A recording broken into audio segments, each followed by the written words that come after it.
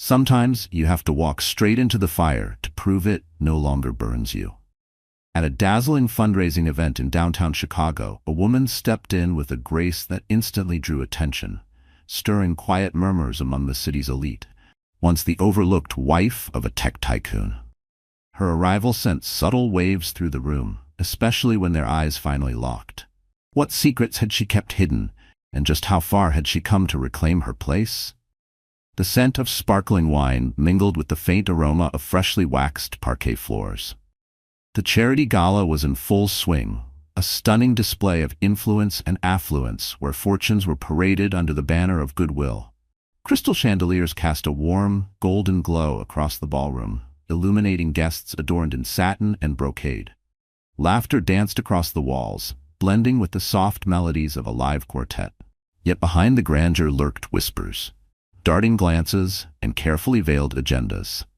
Vivienne Devereux stepped through the grand entrance with the poise of a woman who had mastered the art of appearing untouched.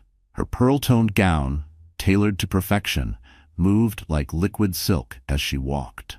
The fabric shimmered under the light, and small diamond studs graced her ears, matching the bracelet that sparkled around her wrist as she clutched her metallic clutch. On the surface, she was the embodiment of elegance and composure. But inside, she carried the familiar sting of betrayal, the weight of her husband's deception pressing heavily on her chest. As she descended the marble staircase into the ballroom, heads turned. Not in admiration of her beauty, but out of intrigue. Everyone knew who she was. Mrs. Vivienne Devereux, once the devoted wife of Nathan Devereux, a self-made tech mogul whose empire spanned global software ventures, luxury smart homes, and innovative green tech solutions. She had been the supportive wife, always in the background, while Nathan took center stage. But tonight, the same eyes that once looked past her lingered, trying to read the fire beneath her calm exterior. She spotted him almost instantly, Nathan, laughing beside the champagne display, surrounded by a circle of venture capitalists and board members. His custom black tux fit him flawlessly, and the platinum cufflinks at his wrists glimmered beneath the chandeliers. But it wasn't Nathan's presence that caught Vivienne off guard. It was the woman beside him. Bianca Lawrence, dressed in a crimson gown that hugged her curves, leaned into Nathan's shoulder. Her laughter rang a little too loudly, her cherry-red lips curled into a coy smile as she placed a manicured hand on his arm like she'd claimed him. She radiated confidence, the kind that came from knowing she had won. Bianca wasn't just another woman, she was the one Nathan had left Vivienne for. And she didn't try to hide it. Vivienne's grip on her clutch tightened as she observed them, but she refused to let the envy consume her. The sting of being replaced, of watching the man she'd invested years in swap stability for a momentary thrill, burned quietly. But she wouldn't let them see it. Tonight wasn't about Nathan or Bianca. It was about her. A server approached with a tray of champagne, and Vivienne took a glass, more to occupy her hands than to drink the contents. The cold champagne slid down her throat, but it did little to calm the knot of tension coiling in her stomach.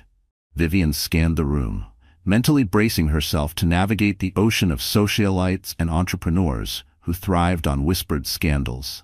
If she played her cards right tonight, she wouldn't just be remembered as the woman who was left behind. She'd be remembered as a woman in command of her own story. With a soft smile and poised demeanor, she glided through the crowd, exchanging courteous nods and greetings. Her thoughts briefly drifted to her conversation with her best friend, Julia, earlier that afternoon. "You don't owe him anything," Julia had said, her voice firm but kind. "But if you want to remind him of what he gave up, do it for you. Not for him. Not for revenge." Those words echoed in Vivienne's mind now, anchoring her as she approached the first cluster of donors standing near the stage. They were deep in discussion about the city's Youth Tech Education Fund, a cause close to Vivienne's heart, one she had invested months into. Her passion for the initiative was genuine, rooted in her own upbringing in a modest Detroit neighborhood where public schools were often overlooked. But tonight she would let that passion serve a dual purpose. Mrs. Langston, one of the donors, greeted warmly, offering a hand. "It's so good to see you again." Vivienne returned the smile as she slipped effortlessly into the group's conversation. "You too. I'm really looking forward to the auction tonight. These proceeds could truly transform opportunities for our city's schools. Within minutes, she had the entire group's attention, her in-depth knowledge of the program and heartfelt enthusiasm quickly drawing them in. She wasn't just a beautiful figure once tethered to Nathan Devereux. Not tonight. Tonight, she was a force in her own right. The more she spoke, the more her confidence grew, piece by piece. And as her voice wove through the conversation, she could feel the atmosphere shift, the room's gaze subtly beginning to turn toward her. Across the ballroom, Nathan's attention was drawn. Their eyes locked for a brief instant. His smile faded slightly. His laughter faltered as he took in the vision before him. There was a flicker of something in his expression. Surprise, maybe even regret, but it vanished as quickly as it appeared. Bianca leaned in, murmuring something into his ear, reclaiming his attention. But Vivian had already turned away. She continued moving with purpose, shaking hands with philanthropists, business leaders, and board members. Every gesture was intentional. Every smile measured. She wasn't simply there to reclaim attention. She was there to cultivate relationships that would extend beyond the glittering walls of this one evening. With every meaningful exchange, her vision grew clearer. She didn't need Nathan to succeed. She never had. As the evening neared its auction phase, Vivian quietly stepped away from the crowd and slipped into a private room tucked behind the ballroom. Waiting for her, there was the event director, a man she'd worked alongside for months to prepare for this night. He handed her a sleek folder containing the final paperwork for a significant pledge she was making. It was a calculated decision, one that would not only impact lives, but also firmly establish her standing in the city's philanthropic circles. And firmly mark her as a key figure in her own right, completely independent of her former husband. Vivian signed the paperwork with a steady hand, her heart racing, not from nerves, but from the rush of finally taking charge. As she re-entered the ballroom, something within her had shifted. There was a new energy, a sense of authority she hadn't felt in years. When the auction's final bid was announced and Vivian Devereux's name echoed across the room, the applause was thunderous. For the first time in what felt like forever, she stood alone in the spotlight, and she didn't have to share it. As she acknowledged the crowd's admiration, her gaze drifted toward Nathan. His face was unreadable, but his posture had changed. He no longer carried the nonchalant arrogance of a man who believed the world bent to his will. And Bianca's confident smile? It faltered, her eyes darting between Vivian and Nathan, visibly shaken by the shift in power. When the applause finally faded, Vivian returned to her seat, a small, satisfied smile tugging at her lips. This night wasn't about humiliating Nathan or outshining Bianca. It was about remembering who she was, a woman of grace, fortitude, and resilience. As the gala wound down, Vivian stood by the grand entrance, watching guests trickle into the chilly evening air. She didn't look for Nathan. She didn't need to. Her path was hers now, and this moment was just the beginning. If you had been in Vivian's shoes, would you have done the same? Or chosen another route? Let us know in the comments below, and don't forget to like this video and subscribe. The best is still to come. The towering Devereux estate was wrapped in a familiar silence, one that had come to feel more haunting than peaceful to Vivian. The sweeping staircase, the massive chandelier, and the art-covered walls all spoke of luxury she once believed would equal happiness. Now they felt hollow, like remnants of a life she had slowly outgrown. She moved quietly through the dim corridor, her heels clicking against the marble floor, echoing through a space that resembled more a museum than a home. In her bedroom, once her sanctuary on lonely nights while Nathan hosted clients or, more recently, entertained Bianca, everything was pristine. And yet, the king-sized bed always felt too wide for just one person. Setting her clutch down on the nightstand, she slipped out of her gown and into a sleek silk robe. Her eyes caught her reflection in the vanity mirror, and she paused, studying the woman who stared back at her. "You're stronger than this," she whispered. A buzz broke the quiet. Her phone lit up with Julia's name. Vivian smiled softly, answering the call and easing down onto the edge of the bed. "I was wondering when you'd call," Vivian said, her voice gentler now. "You think I'd miss hearing how it went?" Julia's familiar warmth poured through the line like a balm to Vivian's soul. "Tell me everything. Did you see him? I did, Vivian replied, her voice calm. A pause lingered on the other end. The weight of that admission settled in. How bad was it? Julia asked softly. Not as bad as I thought it would be, Vivian replied, her fingers absent-mindedly gliding over the textured stitching of the comforter. I thought I'd feel angry or embarrassed, but I didn't. Watching them together, it just made me realize how far I've come.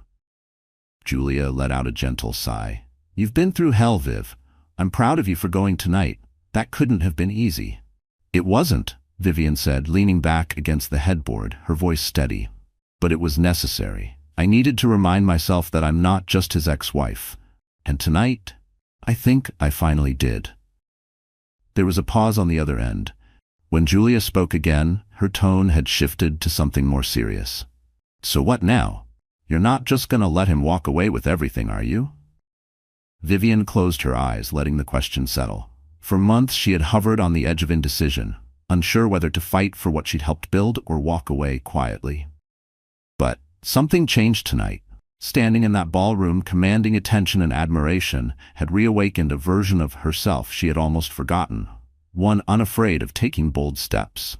I've been thinking about it, she said finally, her voice calm, and I know what I need to do. Julia's curiosity rose. Do you have a plan? Not yet, Vivian admitted, but I have an idea, and I know where to start.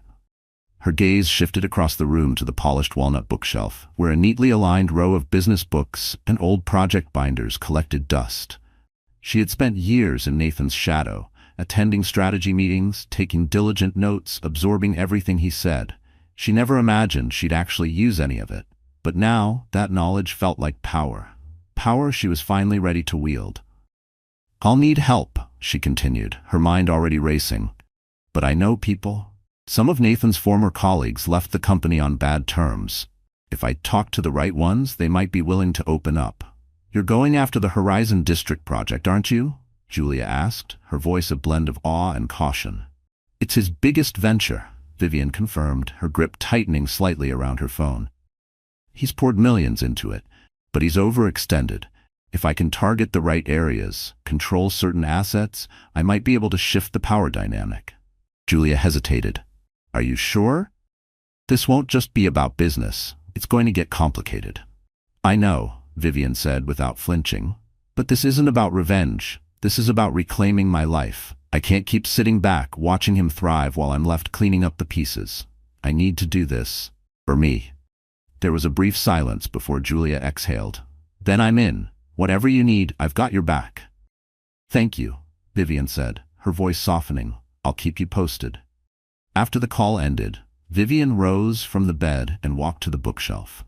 Her fingers ran along the spines of titles she had once helped Nathan reference on late nights and business trips.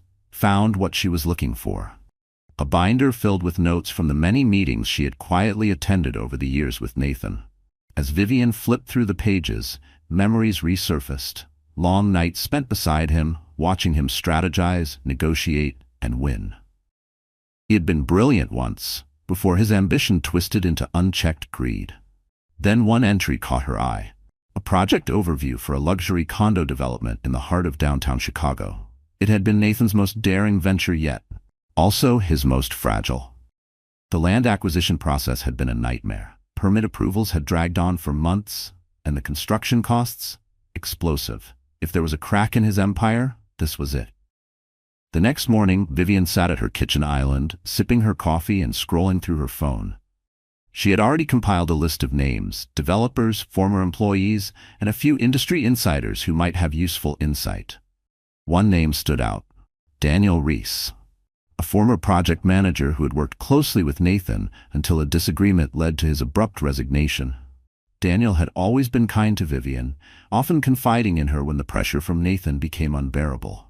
Without giving herself a chance to overthink, Vivian composed a message. Hi Daniel, it's Vivian Devereux. I hope you're doing well. I'd love to meet and catch up. There's something important I'd like to discuss if you have time this week. She hit send and set the phone down, her heart thudding. It was just a small step, but the first one. And for now, that was enough. Later that afternoon, while sifting through archived folders in her home office, her phone buzzed. Daniel had responded. He agreed to meet for lunch the next day. Relief washed over her, but it was soon replaced by resolve. If she was going to challenge Nathan, she'd have to be exact, strategic, unwavering. The following day, Vivian arrived at a quaint cafe tucked in a quiet side street. It had exposed wooden beams and the warm scent of fresh bread in the air. She spotted Daniel seated by the window, a laptop open in front of him. He looked up as she walked in, a smile spreading across his face. "Vivian?" he greeted, rising to his feet. "It's been way too long." "Far too long," she replied, sliding into the seat across from him.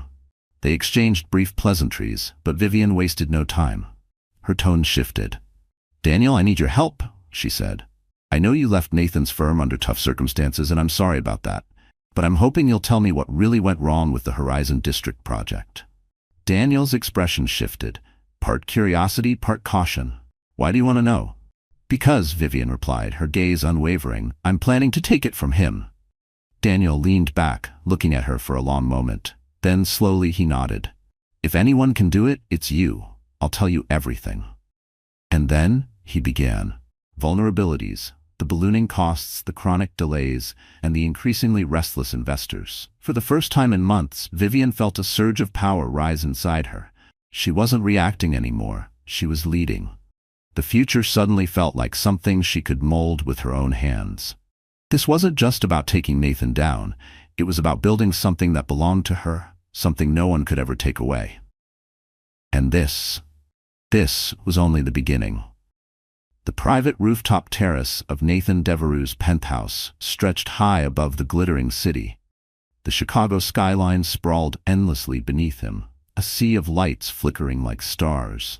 The air was brisk but not biting, carrying the faint scent of the river and the steady hum of traffic far below.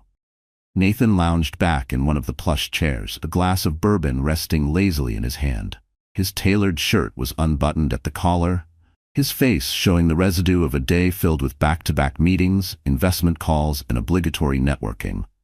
But here, beneath the soft amber glow of the terrace lighting, he wasn't the visionary CEO.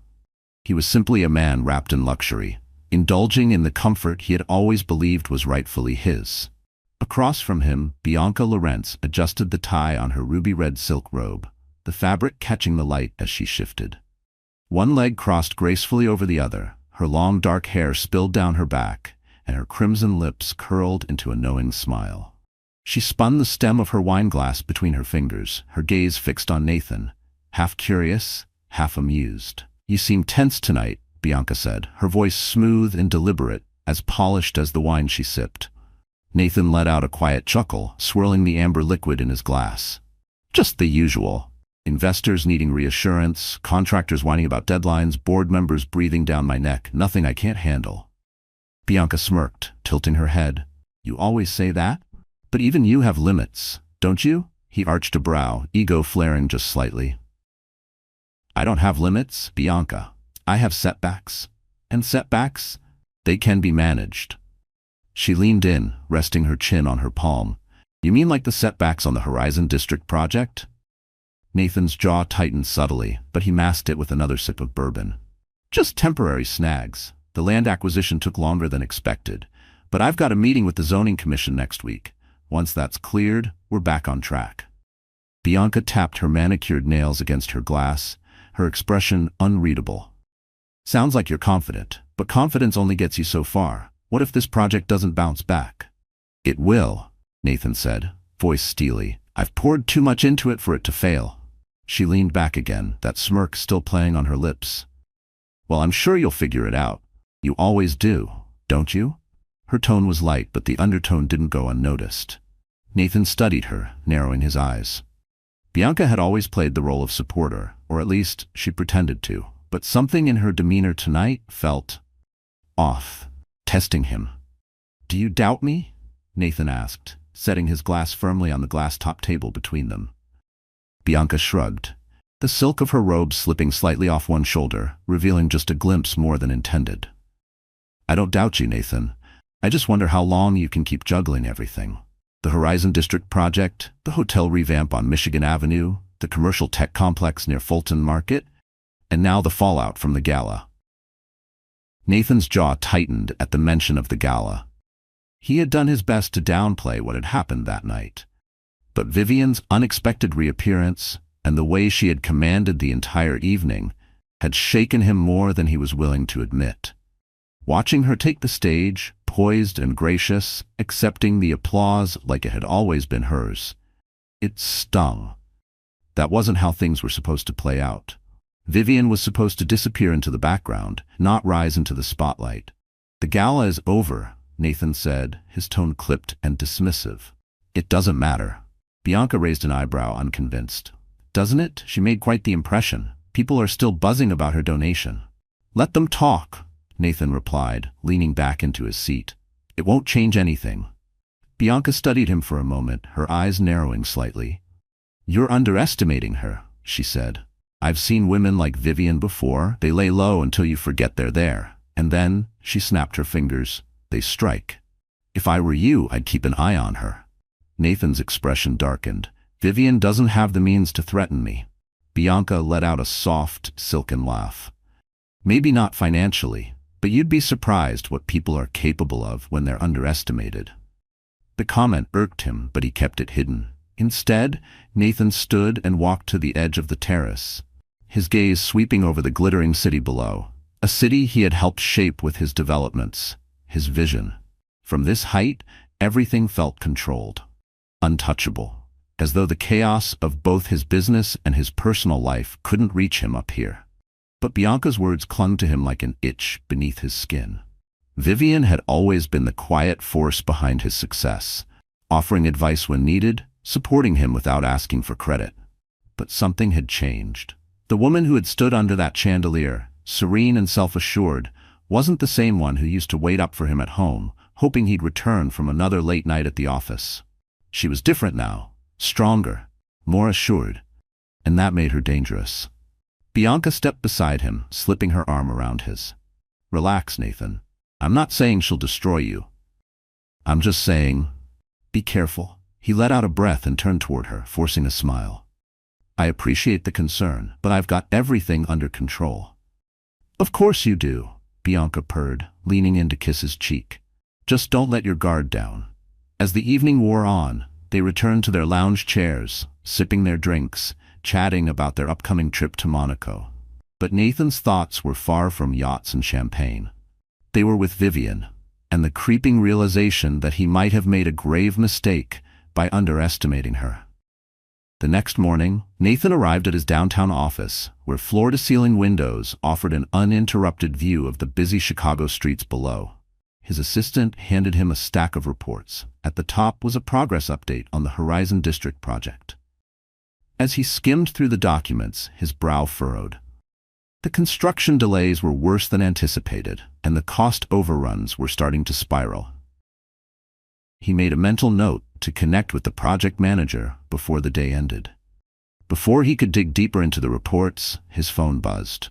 An email from one of his top investors had landed in his inbox, bluntly raising concerns about the project's profitability. Nathan leaned back in his chair, running a hand through his hair. He despised appearing vulnerable, especially to those who had trusted him with their capital. But this time, the cracks weren't just forming, they were spreading. And fast. By lunchtime, Nathan sat in a sleek, glass-walled conference room with his core executive team. Ideas were thrown around, some desperate, some pragmatic. "We could consider selling off a portion of the land to free up capital," one executive offered. Nathan shook his head immediately. "No, selling assets is the last resort. We're not there. Not yet." "Then we need to bring in new investors," another suggested. Nathan nodded reluctantly. The idea of sharing more control of the project didn't sit well with him. His entire career had been built on the principle of absolute control. But now, with pressure mounting and Bianca's warnings still echoing in his mind, he couldn't ignore the growing sense that he was starting to lose his grip. Later that evening, back at the penthouse, Bianca greeted him with a kiss. But Nathan's demeanor was far from affectionate. He poured himself a drink and dropped onto the couch, staring out at the skyline that had once felt like his kingdom. For the first time in years, he felt something unfamiliar tightening in his chest. Doubt. And not just about the Horizon District, about Vivian. The morning light filtered gently through the tall bay windows of Vivian's home office, casting a golden hue over the dark wood of her mahogany desk. Once just a decorative space, it had now become the operational center of her entire plan. Stacks of documents, blueprints, and legal contracts were arranged with calculated purpose. Vivian moved among them with a quiet confidence, her hands gliding over paper as though this had always been her domain. The faint scent of fresh coffee and printer ink lingered in the air. The room was silent, except for the steady scratch of her pen moving across the page. She paused, tapping the pen lightly against her lips, eyes scanning the latest financial report on the Horizon District development. Nathan had poured everything into the project, and it showed. Escalating costs, missed deadlines, tense investor relations, the numbers were clear. This was the weakness she had been waiting for. A knock interrupted her concentration. "Come in," she called, straightening her posture. The door creaked open, and Daniel Reese stepped inside, a laptop bag slung casually over one shoulder. He was in his early 40s, with salt and pepper hair and a worn leather jacket that hinted at a man who had weathered more than a few storms in the business world. His eyes, sharp and perceptive, swept across the room before settling on Vivian, who rose from her seat to greet him. "Thanks for coming, Daniel," she said, extending a hand. He shook it firmly. He sounded serious on the phone. Figured it was worth the trip. "It is," Vivian replied, motioning toward a chair. "I need your help navigating the mess Nathan's created with the Horizon District project." Daniel chuckled as he took a seat. "Mess is an understatement. I warned him about overextending, but Nathan never listens once he thinks he's right." He leaned in, resting his elbows on the desk. "So, what exactly are you planning to do?" Vivian's lips curled into a calm, confident smile. "I'm going to acquire the key assets tied to the project. The land parcels, supplier contracts, and development rights. Once I control those, Nathan won't be able to move forward without me." Daniel let out a low whistle, clearly impressed. "You've done your homework." "I've had plenty of time," Vivian replied coolly. "While Nathan was busy building his empire, I was paying attention." She handed him a folder, crisp, well-organized, packed with data, financial breakdowns, and strategy notes. "These are the critical pressure points. The land acquisition is the linchpin. Once we secure that, the rest will fall into place." Daniel flipped through the file, nodding as he scanned the details. "I know the guy who owns the adjacent parcel. We worked together on a mid-rise development a few years ago. If he's still in the same financial position, he might be open to selling, if the price is right." Vivian leaned forward, eyes gleaming. "Then let's make him an offer he can't refuse." Daniel closed the folder and studied her for a long moment. "You've changed, Vivian. Last time I saw you, you were the quiet one in the background, taking notes while Nathan talked over everyone. Now you're leading the charge." Her smile remained, but there was unmistakable steel behind it. "I'm done being quiet." The days that followed were a blur of phone calls, meetings, and negotiations. Vivian moved with precision, her mind operating like a finely tuned machine. She coordinated efforts with lawyers, developers, and financial advisors, building momentum with each passing hour. Every move was calculated. There was no room for hesitation. One misstep, and Nathan could catch wind of her plans. But this wasn't just about defense anymore. She was building something for herself, and she was doing it on her own terms.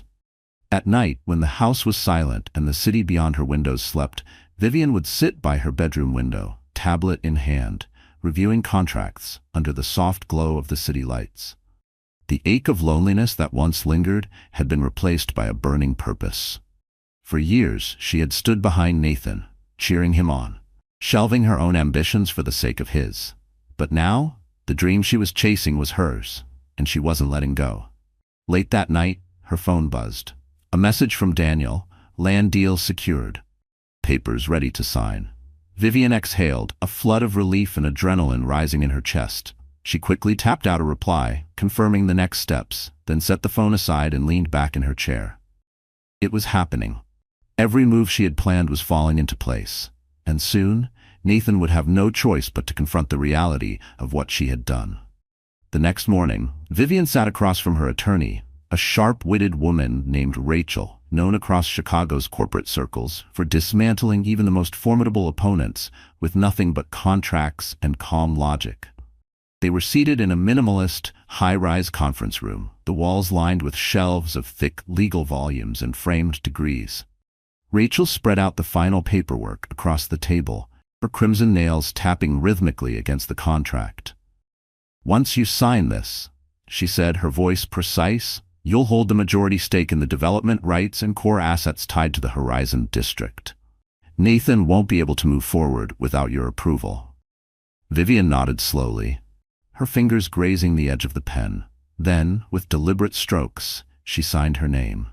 Boldly, without hesitation. The weight of the moment settled around her, but instead of feeling heavy, it felt freeing. When she handed the signed documents back, Rachel gave a small approving nod.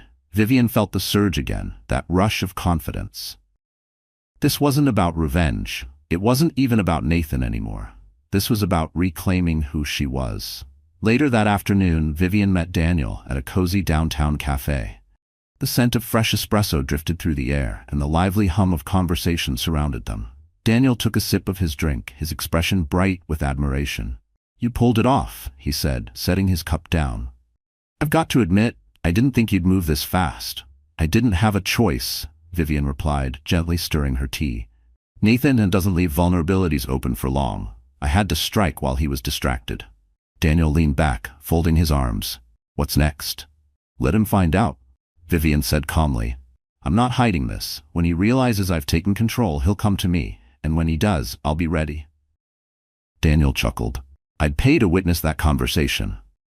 Vivian smiled faintly, but her mind was already sprinting ahead, anticipating Nathan's reaction, preparing for the battles ahead. She knew he wouldn't go down quietly. His pride wouldn't allow it. But that was exactly what she was counting on. He still saw her as the woman he left behind. By the time he realized the truth, it would be too late. As the sun dipped low, casting a warm, amber glow across the city streets, Vivian walked briskly to her car. Her heels echoed against the pavement, sharp, deliberate, confident. The world felt different now. The air itself seemed to lean in her favor. She wasn't just surviving anymore, she was thriving, and the taste of it? Absolutely intoxicating. When she arrived home, she stepped into the kitchen and she poured herself a glass of wine. The house was still, but the silence no longer felt like loneliness. For the first time in years, it felt like peace. Vivian had spent so long living in the shadow of someone else's ambition, but now she was the one casting the shadow. As she sipped her wine, a soft smile tugged at her lips. This was only the beginning. Across town, Nathan Devereux sat at the head of a long, polished conference table in his downtown office. His gaze was locked on the thick binder of reports spread out in front of him. Morning light poured through the floor-to-ceiling windows, casting a stark glare across the room, illuminating every line of tension etched into his features. The confidence that usually cloaked him in boardrooms was gone, replaced by the creeping dread of a situation spiraling out of his control. His fingers drummed rhythmically on the tabletop, betraying the impatience pulsing just beneath the surface. He flipped through the latest construction update, scanning rows of numbers that seemed to darken with each new page. Shipping delays, permit setbacks, labor disputes. Everything that could possibly derail the Horizon District project was happening, and all at once. And the worst part? His investors were growing restless. Their last meeting had devolved into a storm of pointed questions and veiled threats. He didn't have answers, not ones that would satisfy them. "Mr. Devereux," his assistant's voice crackled through the intercom. "Mr. Donovan is here to see you." Nathan exhaled sharply, slamming the binder shut. "Send him in." Moments later, Richard Donovan, his CFO, stepped into the room, a laptop and thick folder tucked under his arm. The man looked just as strained as Nathan felt. His tie was loosened, and dark circles shadowed his eyes. "I assume you've seen the latest figures," Donovan said, settling into the chair across from him. Nathan leaned back, pinching the bridge of his nose. "I've seen them. What I need is a solution, something we can show the board before they start talking about replacing me." Donovan sighed and opened the folder, sliding a printed report across the table. "We've isolated the primary cost overruns. The materials sourced from the European supplier are stuck in customs, and the holding fees are stacking daily. Our subcontractors are demanding higher rates due to the ongoing labor shortage, and the zoning commission is dragging their heels on the revisions we submitted. Nathan's jaw clenched as he scanned the document. The problems read like a chain reaction, each delay triggering the next, each misstep snowballing into the mess they were now drowning in. Even his usual blend of charm and pressure wouldn't untangle this knot. "What about our investors?" he asked, his voice quiet but tight. "Are we in danger of losing any?" Donovan hesitated. The silence said more than words. "Richard," Nathan said, his tone sharper now, edged with the kind of warning that came from a man who refused to watch everything he built collapse. "Not in the mood for sugarcoating. Tell me." Donovan cleared his throat. "Two of our secondary investors have raised concerns. They're not pulling out yet, but they've started inquiring about exit strategies. If we don't show significant progress by next quarter," he added, "they may jump ship." Nathan leaned forward, elbows on the table, hands clasped tightly. The stakes had never been higher. The Horizon District wasn't just another development, it was his statement to the world. Proof that he could conquer obstacles and come out on top. But for the first time, that kind of victory felt far out of reach. "We need a new strategy," he said after a long silence. "I'm not losing this project." Donovan shifted uncomfortably. "There's something else." Nathan's eyes narrowed. "What now?" "I didn't want to say anything until I confirmed the details, but the land parcel adjacent to the main site, someone else acquired it." Nathan's head snapped up. "What do you mean, someone else? I thought we had a deal." "We did," Donovan said carefully, "but the seller accepted another offer before we could close. The paperwork went through 2 weeks ago." Nathan shoved back from the table, the chair scraping sharply against the floor as he stood. "Who outbid us?" he demanded. Donovan hesitated before locking eyes with him. "Vivian Devereaux." For a second, the name didn't compute, like his mind refused to believe it. But when it registered, a rush of disbelief and rage surged through him. He paced to the window, staring out at the skyline.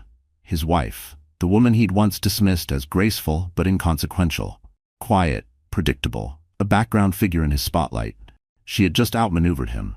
"When did this happen?" Nathan asked, voice low and dangerously calm. 2 weeks ago," Donovan repeated. "She's been moving quietly, acquiring assets linked to the project. The land isn't the only thing. She's secured one of our key supplier contracts and a stake in the development rights." Nathan's hands gripped the edge of the window frame until his knuckles whitened. He had underestimated her, clearly. But how had she orchestrated all this under his radar? "I want everything," Nathan said, turning sharply. "Who she's working with, how she's financing this, and what her endgame is." Donovan nodded, gathering his files. "I'll have a full report on your desk by tomorrow." As the door shut behind him, Nathan collapsed back into his chair, fingers raking through his hair. His thoughts spiraled, searching for sense in what felt like betrayal cloaked in brilliance. Vivian had never outwardly expressed interest in business, at least not that he'd noticed. But now, she wasn't just stepping into his world, she was reshaping it. And she wasn't playing by his rules. For years, he'd seen her as a companion to his legacy, the poised partner who smiled at galas, stayed behind the scenes, and supported him in silence. But that image had crumbled. Now she was something else entirely. She clearly had her own ambitions. His phone buzzed on the table, breaking through his thoughts. A message from Bianca. "Dinner tonight? Let's unwind." He didn't reply. His mind was still firmly locked on Vivian. This wasn't just a business complication. It was personal. She had made sure of that, and now he had to find a way to counter her, without letting emotion cloud his judgment. That evening, Nathan sat alone in his penthouse. The glow of the city lights poured through the windows, casting a warm haze across the room. The glass of bourbon rested untouched in his hand. Television played silently in the background, completely forgotten. His mind held on to one question. What was Vivian's next move? He pulled up her contact on his phone, thumb hovering above the call button. A part of him wanted to confront her, demand answers, but another part knew better. Calling her now, in the heat of his frustration, would be a mistake. Vivian had always been composed under pressure. If he revealed even a crack, she'd use it. So instead he lowered the phone and leaned back into the couch, eyes tracing the ceiling. He had to think like her now, anticipate her next play, beat her to it. If he didn't act soon, she would tighten her grip on the Horizon District. And she wouldn't let go. One thing had become crystal clear. Vivian wasn't the woman he had once married. She had changed, and if he didn't adapt, she'd win. But Nathan Devereux wasn't known for losing. The heavy oak doors of the Devereux estate groaned open. Vivian stood poised in the grand foyer, her silhouette bathed in the soft gold of the setting sun. She had been expecting this moment, ever since the sharp knock shattered her quiet afternoon. And just as she'd predicted, Nathan had arrived, frustrated, impulsive, and ready for a confrontation. She wore a navy blue sheath dress that skimmed her figure with elegance and quiet authority. Every detail of her appearance had been chosen with care. She wanted to project one thing: control. Nathan strode in without waiting for permission. The door slammed shut behind him with finality. He was still in his work attire, a charcoal suit with the top button of his shirt undone and his tie slightly loosened. But the usual calm control he carried into every meeting room was absent. What radiated off him now was tension.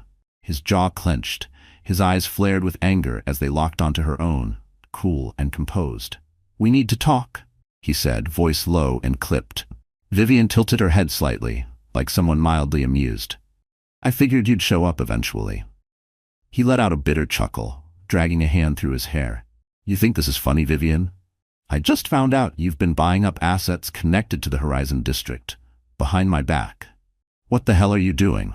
She didn't flinch. She didn't raise her voice. Instead, she turned and walked slowly toward the living room, her posture relaxed, graceful, completely in control. Her heels clicked softly against the marble floor as she walked. Nathan followed, his own footsteps heavier, each one echoing the weight of rising fury. Vivian motioned for him to sit, but he remained standing, looming above her like a storm about to break loose. She settled into a plush leather armchair, crossing one leg over the other, her hands resting delicately on her lap. "I'm doing what any smart businesswoman would do, Nathan," she said evenly. "I saw an opportunity, and I seized it." Nathan scoffed, pacing back and forth like a caged animal. "This isn't just business, and you know it. You're doing this to get back at me." Vivian raised an eyebrow, utterly composed. "Are you really so self-absorbed that you think everything I do is about you?" "Don't play games with me," he snapped, stopping directly in front of her. "You've been quietly dismantling my project piece by piece, and now you control the entire board. You could have taken the divorce settlement and disappeared. Instead, you've come after my company."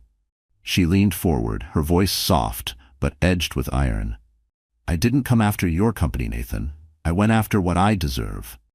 He stared at her, disbelief flickering in his eyes as he tried to reconcile the woman in front of him with the one he thought he knew. For years, Vivian had been the quiet presence in his life, the elegant partner at dinners, the silent supporter who never asked for credit. But the woman before him now? She was a strategist, a tactician, and she'd been playing this game longer than he realized. "Why now?" he asked, his voice no longer accusatory, but curious. "Why go through all this?" Vivian exhaled, leaning back into the chair. "Because I spent years watching you build your empire while you treated me like a prop. I put everything on hold because I believed we were partners. But I was wrong. The moment someone younger, flashier came along, you discarded me." Her words landed like a blow. Nathan flinched, caught off guard by the cool finality in her voice. He had expected rage, maybe even desperation, but not this. Cold, calculated justice. "You could have asked for more in the divorce," he muttered. Vivian let out a soft laugh, shaking her head. "You still don't get it, do you? This isn't about money." She looked him square in the eye. "It's about power. You taught me that, whether you meant to or not. I'm not here to destroy you, Nathan. I'm here to take back what you stole from me. My identity, my confidence, my future." For a beat, the room fell into silence. Only the quiet ticking of the grandfather clock filled the space between them. Nathan stood still, his mind reeling with memories, the missed signals, the late nights, the unspoken resentments. He had underestimated her, and now he was paying for it. "So what's your plan?" he asked finally, his voice subdued. "Are you going to hold the project hostage until I fold?" Vivian gave a faint smile. There was no bitterness in it, only certainty. "I don't need to hold it hostage," Vivian said smoothly. "I own the majority of the development rights. The key suppliers are under contract with me, and the investors trust my vision more than they trust yours. She met his gaze, steady and calm. I'm not here to negotiate, I'm here to lead. Nathan sank into the couch across from her, the weight of the moment settling over him like a lead blanket. For the first time in his life, he felt truly powerless. His entire identity had been built around control, commanding every room, directing every outcome. But Vivian had taken that control, and she had done it with elegance. You're serious, he muttered, mostly to himself. I am, she said simply. But I'm not here to destroy you, Nathan. I could have, but that's not what I want. This was never about revenge. It's about reclaiming what's mine. He looked up at her, his expression unreadable. And what do you want from me now? Vivian stood, smoothing the fabric of her dress as she walked toward the tall window. She gazed out at the skyline, the city glowing like a constellation of opportunity. I want you to understand, she said softly, that I'm no longer the woman who stood quietly beside you, waiting for your recognition. I've built something of my own now, and you'll have to live with that. She turned back to face him, her eyes unflinching. You can either fight me and lose, or accept that the world doesn't revolve around you anymore. The choice is yours. Nathan stood, adjusting his tie as her words sank in. Part of him wanted to argue, to grasp at some final upper hand, but deep down, he knew. She had already won, and there was no shortcut out of this. As he walked toward the door, he paused, glancing back one last time. You've changed, Vivian. She smiled, a genuine smile, tinged with both sorrow and victory. I had to. Without another word, Nathan opened the door and stepped out into the night, the weight of his defeat pressing against his shoulders. Vivian stood still, heart pounding as the door clicked shut behind him. This moment, the one she had imagined over and over, had arrived, the culmination of months of meticulous strategy. But as silence filled the space he had left behind, she realized this wasn't the end. It was the beginning, a new chapter, one where she held the reins. She poured herself a glass of wine and sank into the same chair Nathan had just occupied. For the first time in years, she felt free. And for the first time in his life, Nathan Devereux understood what it meant to lose. The soft hum of office lights filled the air, casting a sterile glow across the otherwise dim space. Nathan sat behind his desk, the once imposing oak surface now cluttered with open folders, scribbled notes, and half-drunk cups of coffee. His sleeves were rolled up, the fine fabric wrinkled and forgotten, much like the man wearing it. The air was thick, tinged with the scent of stale bourbon from the untouched glass beside him. The digital clock on the wall blinked, 2:45 a.m. But Nathan's mind was far too restless for sleep. He sat in the dim glow of his office, scrolling through report after report on his laptop. The numbers blurred together: losses, budget overruns, investor concerns. The Horizon District project was a ticking time bomb, and he could hear every second of it counting down in his head. And Vivian's name? It was everywhere. In the contracts, in the supplier deals, in the development rights she now owned. She had surrounded him, boxed him in, and left him with almost no room to breathe, let alone maneuver. It was a trap, and he'd walked right into it. Nathan leaned back in his chair, exhaling sharply as he rubbed his face with both hands. The ache in his chest wasn't just about the financial crisis. It was the stunning realization that the woman he had once written off as harmless had brought him to his knees, with precision and grace. His phone buzzed, cutting through the quiet. He glanced at the screen. Bianca. He hesitated before answering, his voice hoarse from hours of silence. Bianca? Nathan, where are you? Her voice was soft, but the irritation underneath was impossible to miss. I thought we had dinner plans. He pinched the bridge of his nose. I'm at the office. I forgot. There was a pause. You've been forgetting a lot lately, he sighed, running a hand through his disheveled hair. Bianca, I don't have time for this right now. She didn't respond immediately. When she did, her tone had chilled. You don't have time for anything that isn't business. Maybe that's why everything's falling apart. Her words struck deeper than he expected, or maybe they landed exactly where she intended. His jaw tensed. I'm not losing control, he snapped. Really? Bianca's laugh was short, bitter. Because from where I'm standing, it looks like you're drowning. Your investors are pulling back, your project's imploding, and your ex-wife, she's outmaneuvering you at every turn. "Enough," he shouted, slamming his hand against the desk. The sound reverberated through the office, but the storm inside him raged on. There was silence on the other end. Then her voice returned, quieter, more tired. "I'm trying to help you, Nathan, but you won't let anyone in." "I don't need help," he replied, but the words rang hollow, even to him. "Suit yourself," Bianca said. Her voice was flat now. "Just don't expect me to stand by and watch you destroy yourself." The call ended abruptly. The silence that followed was deafening. Nathan stared at the phone in his hand, her final words echoing louder than anything else. She was right. He was drowning, but admitting it felt too much like surrender. And surrender had never been in his nature. The following morning, Nathan arrived at the construction site of the Horizon District project, searching for something, anything, that resembled control. The crisp air carried the scent of fresh concrete and sawdust. Around him, workers in hard hats moved in organized chaos. The voices of workers blended with the mechanical hum of bulldozers and cranes. But even here, where the physical form of his ambition should have brought comfort, Nathan felt like a stranger on his own project. He met with the site manager, Greg, a broad-shouldered man with years of construction grit under his nails. Greg had overseen several of Nathan's past developments, but this time his face was tight with concern. As they walked the uneven pathways of the site, Greg pointed out the missed milestones and unfinished segments. "We're hemorrhaging money," Greg said, wiping sweat from his brow. "If those materials don't get delivered by next week, we're staring down another month of delays." Nathan's mind was racing, but his expression stayed composed. "What about the supplier?" Greg shifted uncomfortably. "Under new management," he muttered. "Vivian Devereux, to be exact. She's renegotiating the contracts, and from what I'm hearing, she's in no rush to prioritize us." Nathan's stomach turned. He knew exactly what Vivian was doing. Delaying shipments was a power play, a precise move to squeeze him into submission, back him into a corner until the only options were concession or collapse. And the worst part? There wasn't a single legal crack in her armor. She had done everything by the book. Back in his car, Nathan sat motionless, hands clenched tightly around the steering wheel, his knuckles drained of color. The pressure in his chest expanded, failure pressing down on him like a crushing weight. He had always seen himself as the fixer, the one with answers. But this problem wasn't just a financial crisis. It was personal. Vivian had made sure of that.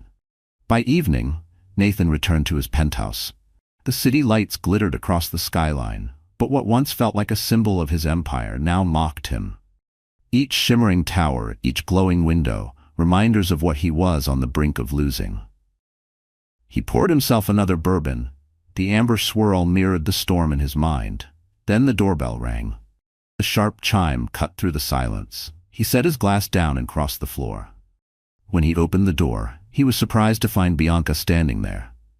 Her face unreadable. She wore a fitted black coat, and her hair fell over her shoulders like a curtain of ink. "I thought you were done with me," Nathan said, leaning against the doorframe. "I should be," she replied, stepping inside without waiting for an invitation. "But I'm not." He closed the door and followed her to the living room. She slid off her coat and draped it over the back of a chair with casual precision.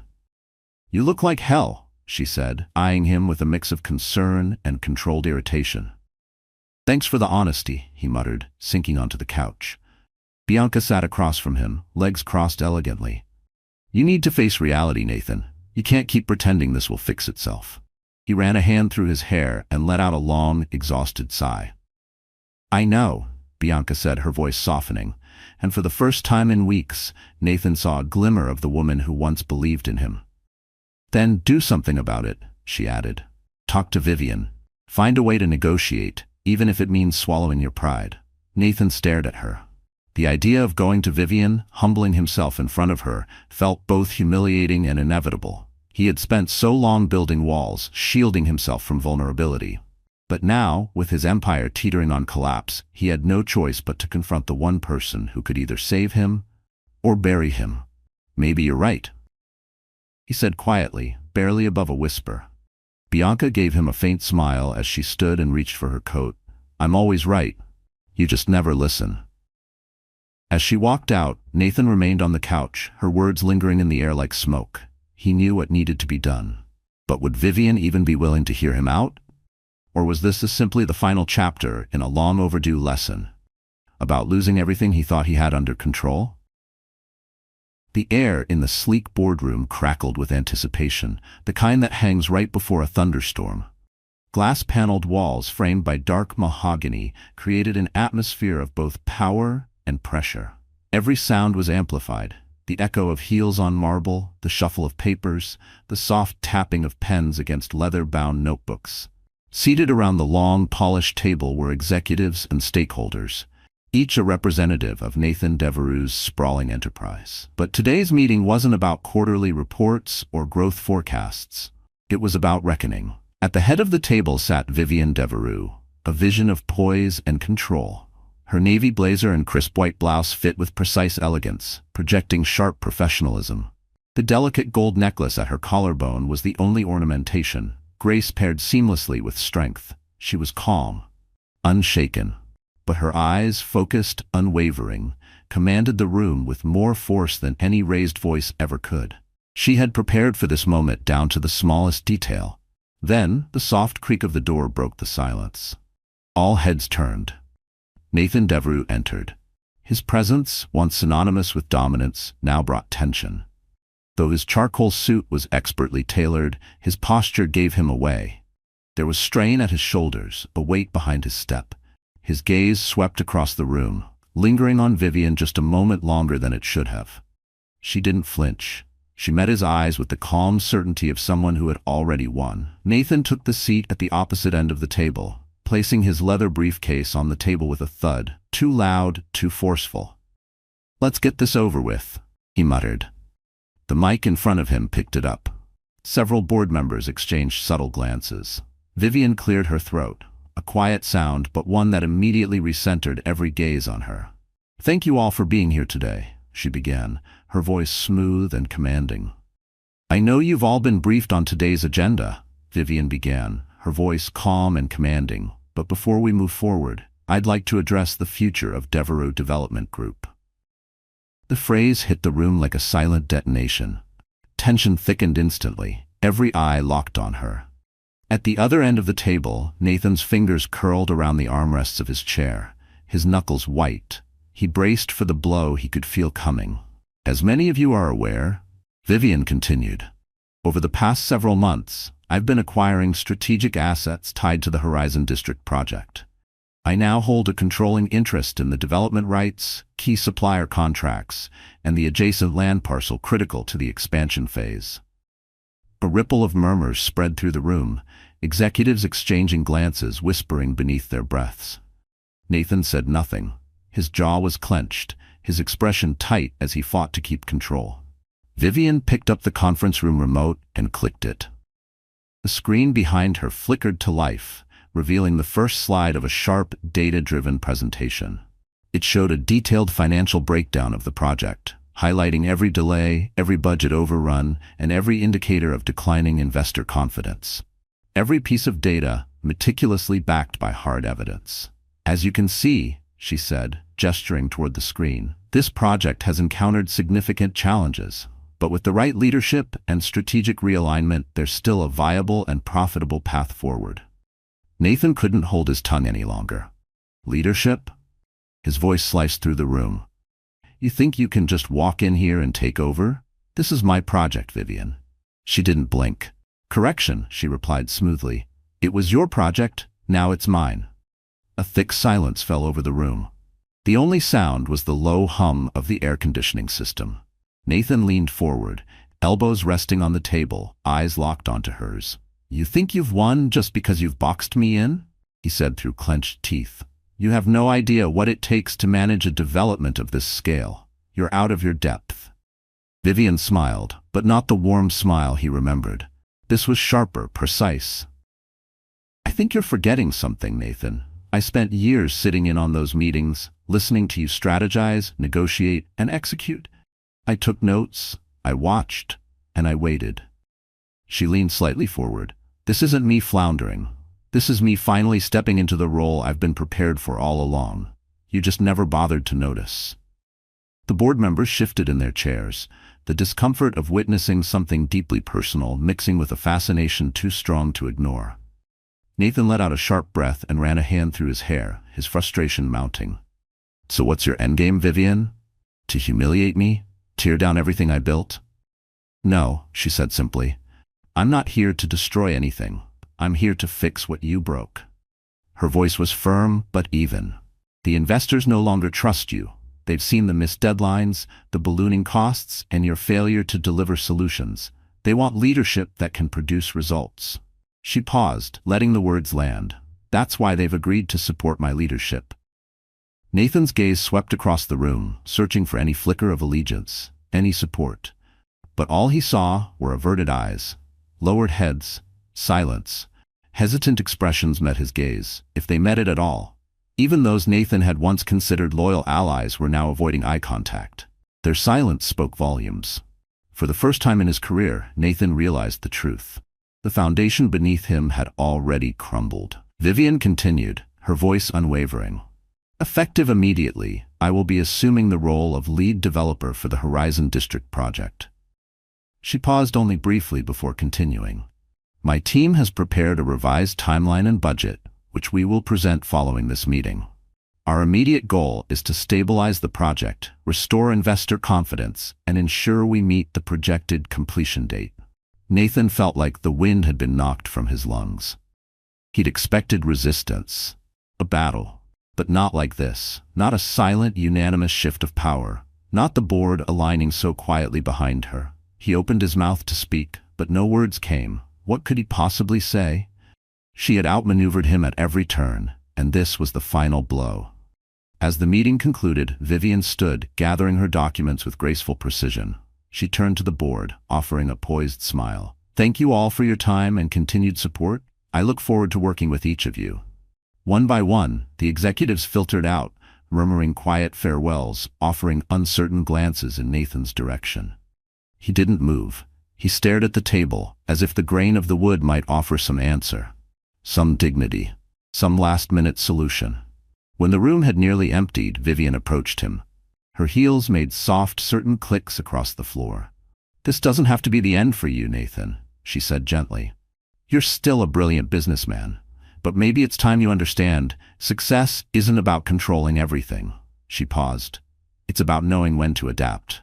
He looked up at her, eyes clouded with a storm of anger, confusion, and something quieter. "Regret.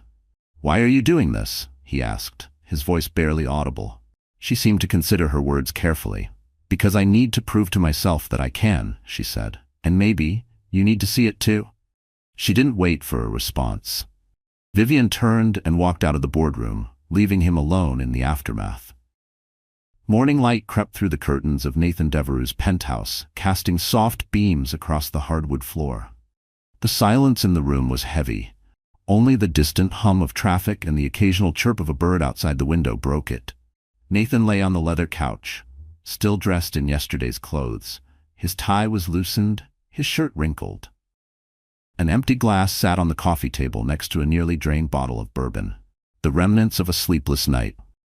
The board meeting had been 2 days ago, but it replayed in his mind like a film stuck on repeat. Every word, every glance, every truth. Vivian's calm, deliberate dismantling of his power, the board's quiet agreement, the stark realization that his empire, his life's work, was no longer his to command. He had built it from the ground up, believing that grit and vision would be enough to hold it all together. But grit wasn't enough. And Vivian? She had done what he never saw coming, from failure, but now he was watching everything slip through his fingers. And the worst part? Vivian had orchestrated every step of his downfall. A knock at the door jolted him out of his thoughts. Nathan sat up slowly, rubbing his eyes before dragging a hand through his unruly hair. The knocking persisted, louder now, more insistent. Whoever it was had no intention of leaving quietly. With a low groan, he pushed himself off the couch and shuffled to the door. He didn't bother to check who it was. He was too tired to care. When he opened it, he was stunned to see her. Vivian. She stood in the doorway, impeccably dressed in a tailored beige coat that hugged her frame with effortless elegance. Her hair was neatly pinned back, and the soft scent of jasmine floated in with her as she stepped past him, uninvited but confident. Her heels clicked softly against the marble floor as she scanned the room. "You've certainly seen better days," she said, glancing at the disheveled living room and the half-empty bourbon bottle on the table. Nathan closed the door behind her and leaned against it, watching her with a complex mix of exhaustion and intrigue. "What are you doing here?" he asked. "Haven't you done enough?" Vivian turned to face him, her expression unreadable. "I'm not here to gloat," she said. "Then why are you here?" His voice was bitter, but there was a rawness beneath it, a flicker of something unguarded. Vivian sighed, crossing her arms. "Because I wanted to give you a chance." He blinked.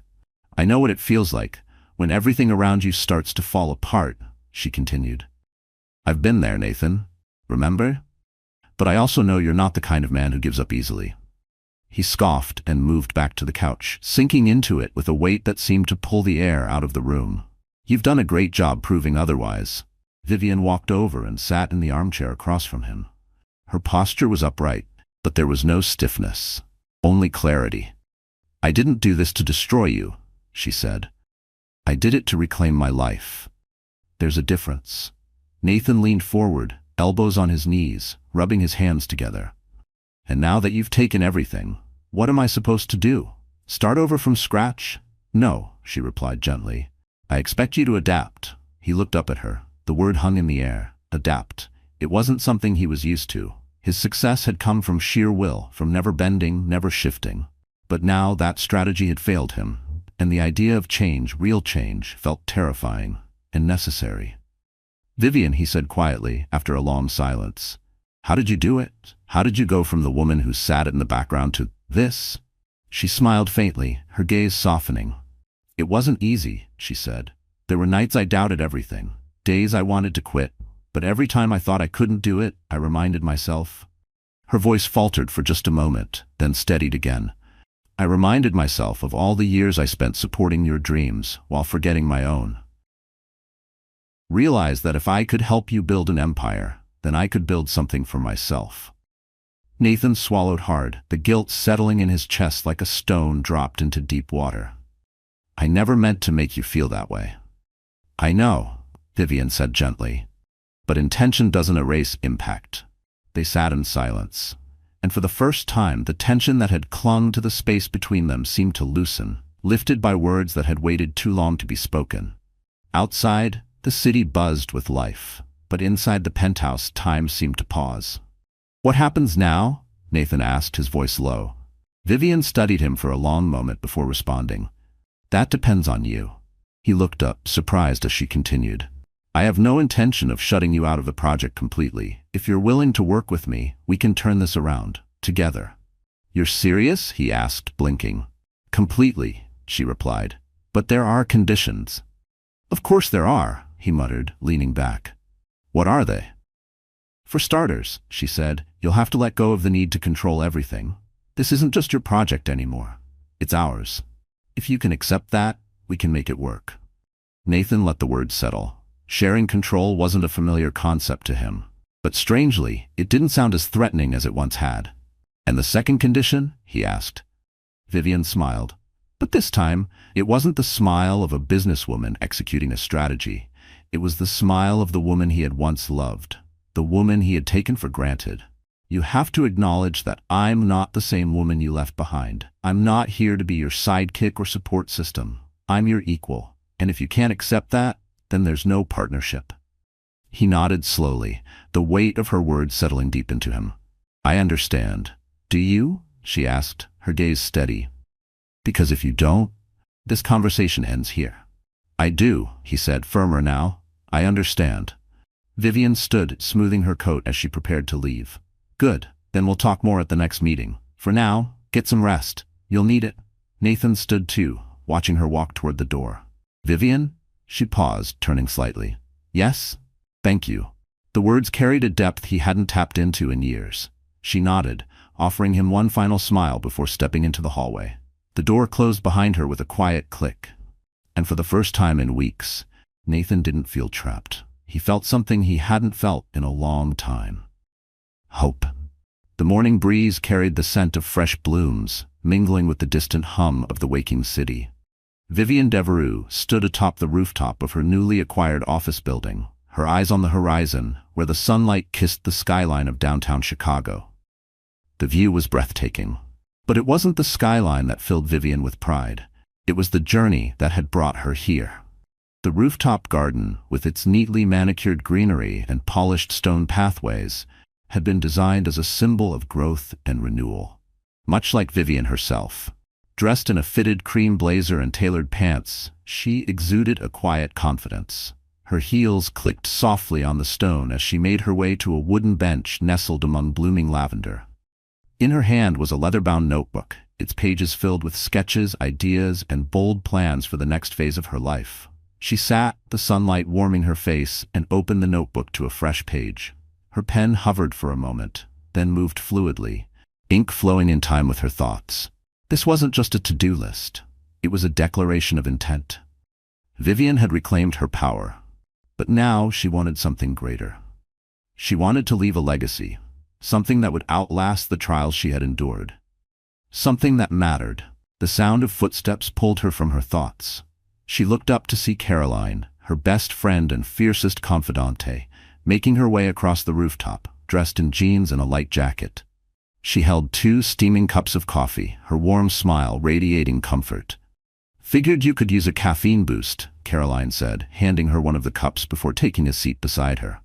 "You know me too well," Vivienne replied with a grateful smile.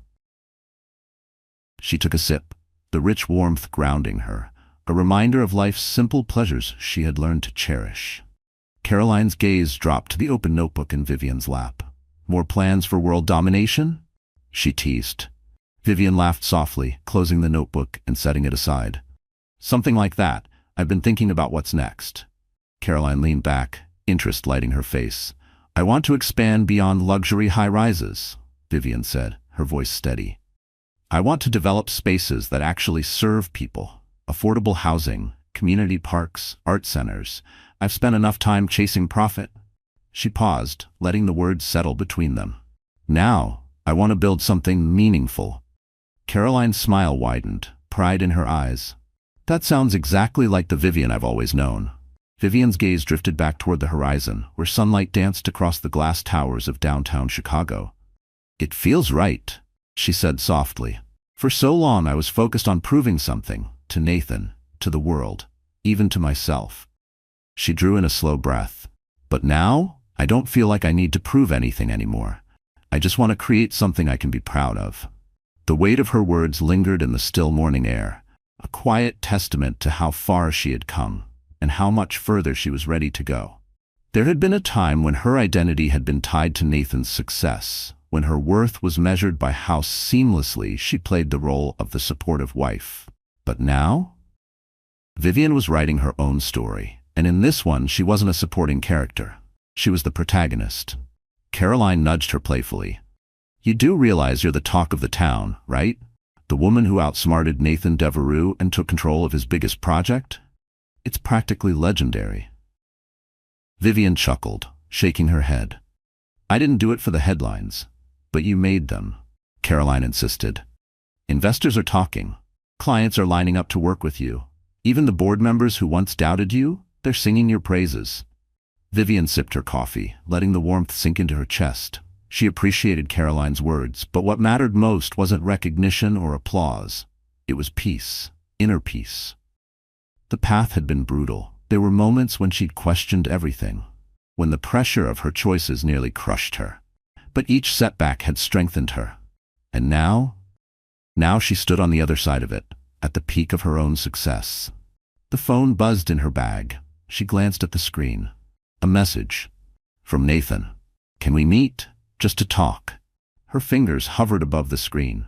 The memory of their last conversation played in her mind, when he had acknowledged his downfall, but also shown signs of change, a willingness to learn. She had caught glimpses of the man she once loved, the man driven by vision, not pride. Could he really change? Could he rebuild? Caroline noticed her hesitation. "Nathan?" Vivienne nodded slowly, locking her phone without replying. "He wants to meet. And do you want to see him?" Caroline asked gently. Vivienne stared out at the skyline, her thoughts swirling. "I don't know. Part of me wants closure. Another part wonders if opening that door is worth it." Caroline placed a warm hand on her shoulder. You don't owe him anything. If you meet him, do it for you, not for him. Vivian nodded. She appreciated that reminder. For too long, she had made decisions based on what was expected. Not anymore. She slipped the phone back into her bag. She'd give herself time. A child's laughter floated up from the street below. Vivian leaned over the railing, spotting a young girl chasing a red balloon, her mother watching from nearby. That joy, so pure, brought a soft smile to her lips. Even in a world full of chaos, there was beauty. Vivian turned back to Caroline, her decision made. I think I'm ready to close that chapter. Whether I see Nathan or not, it won't change what I've built or where I'm going, but maybe it'll help me let go. Caroline nodded with approval. Then do it. On your terms. As the morning sun climbed higher, casting golden light across the skyline, Vivian felt something she hadn't in a long time. Renewal. Her story wasn't ending. It was just beginning. With or without Nathan, she knew exactly who she was and what she wanted. And that knowledge was more powerful than any victory. Later that afternoon, Vivian sat in her office, reviewing the final details of her community project proposal. Outside, the sound of construction echoed, a living testament to progress. She signed the last page, leaned back in her chair, and exhaled with quiet satisfaction. Her phone buzzed again. Not a message from Nathan this time. A notification. Investor approval confirmed. Vivian smiled. She didn't need validation from anyone else. With every decision, every step forward, she was proving she could thrive on her terms. She gathered her things, paused for a moment, and let the pride wash over her. She had earned this. She had fought for it. And she had won. With her head held high, Vivian walked out of her office, ready for whatever came next. The world was hers now, and for the first time in her life, she knew how to claim it. Dear friend, there comes a time in all of our lives when we must stop asking for permission to become who we are. Vivian's journey reminds us that we don't rise by rewriting the past, we rise by reclaiming the present. The Stoics believed that true power lies not in controlling others, but in mastering ourselves, and in choosing peace over pride, clarity over chaos. Vivian didn't just close a chapter, she opened a new one on her own terms. Wherever you are in your story, know this: you don't need to be anyone's supporting role. You already have everything it takes to be the main character. Own your path, lead your life, and never forget, you're allowed to begin again. If this story moved you, we'd be so grateful if you gave it a like, shared it with someone who needs it, and subscribe to the channel for more stories that inspire strength, resilience, and renewal.